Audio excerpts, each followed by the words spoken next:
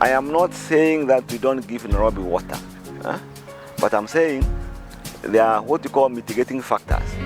Even when we give Nairobi water, can they first of all make sure that the residents have water? That's all I'm advocating for.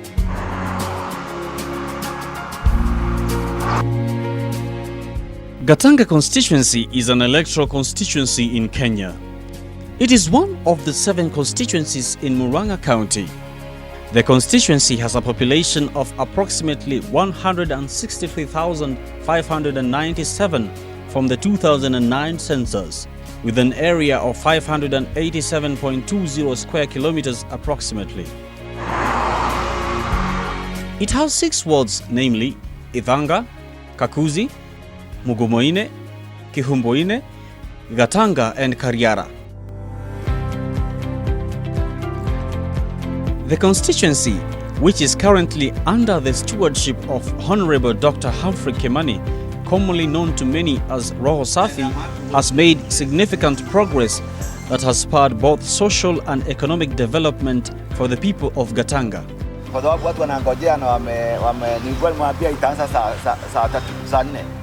Roho Safi has made noteworthy effort to ensure that he transforms the lives of his constituents. With his slogan, "Success is not a failure," the lawmaker has embarked on a journey that many would shun to ply on, and thus impacting the lives of his electorates.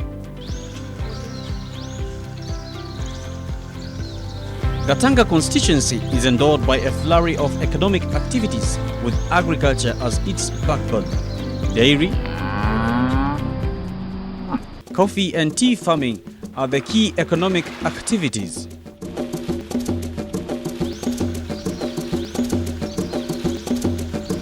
Since his election, Roho Safi promised the dwellers of that constituency that he will fight tooth and nail to ensure that the issues that affect the constituents are addressed. He has developed a 4-point agenda that he is passionately working on to make Gatanga a bedrock of development. Gatanga constituency, a hotbed of development. We are moving forward. This includes water, security, education, and health. Water has been a thorny issue in this constituency, with the irony being the famous Gatanga Dam, which supplies over 80% of its water to Nairobi County. Gatanga Dam is located on 1,200 acres of land in Gatanga constituency and was set up in 1988. The dam occupies 600 acres of land when full.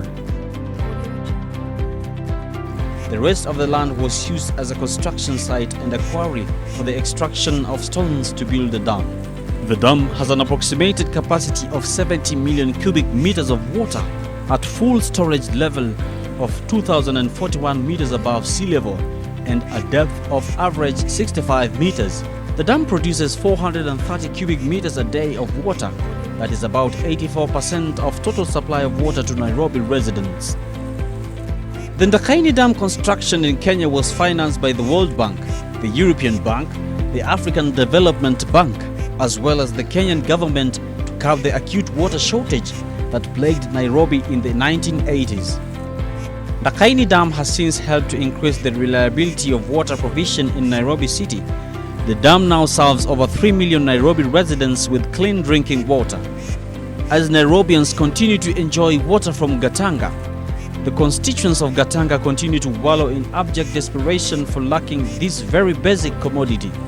The MP and the people of Gatanga believe that access to this water is their fundamental right as enshrined in the Constitution of Kenya. It is difficult to fathom that the majority of Gatanga residents do not have access to clean drinking water. Ironically, and in addition to the historic injustice, the residents of this constituency hardly benefit from the proceeds of this dam. Roho Safi has been at the forefront of championing for the inclusiveness of the constituents as part of this project. Again, how do you explain you can see a very big water reservoir by way of a dam and you are in the neighborhood and you don't have water? Is this not injustice? So, for me, I'm saying it's a high time that this issue was addressed. This is injustice Kenyans that are carrying against other Kenyans. We want water in Gatanga. And as water services, Gatanga is part of their jurisdiction. So they should not tell me that Nairobi, it is more important to supply people of Nairobi, and we leave Kiambu, and we leave Gatanga. We are saying we should even come fast because the resource is coming from Gatanga. That's all we are advocating. We don't want people to be coming for the kind of marathon to laugh at us. That they are conserving environment, and this environment is not assisting us. What if they are conserving the water harvesting area?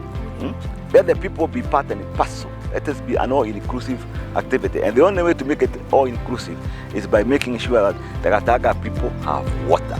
We are not even asking for water for irrigation. We are asking water for domestic use. 50 years after independence, access to water is a fundamental right constitutionally.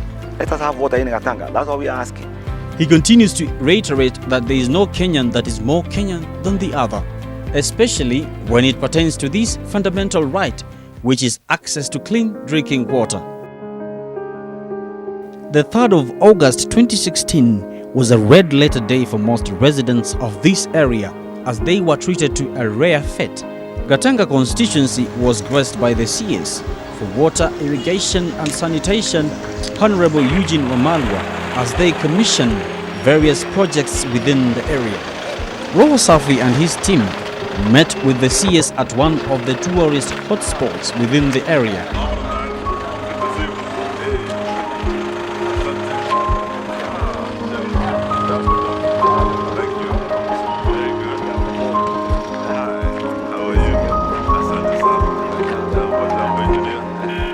And minutes later, the group proceeded to their first stop in Gatanga.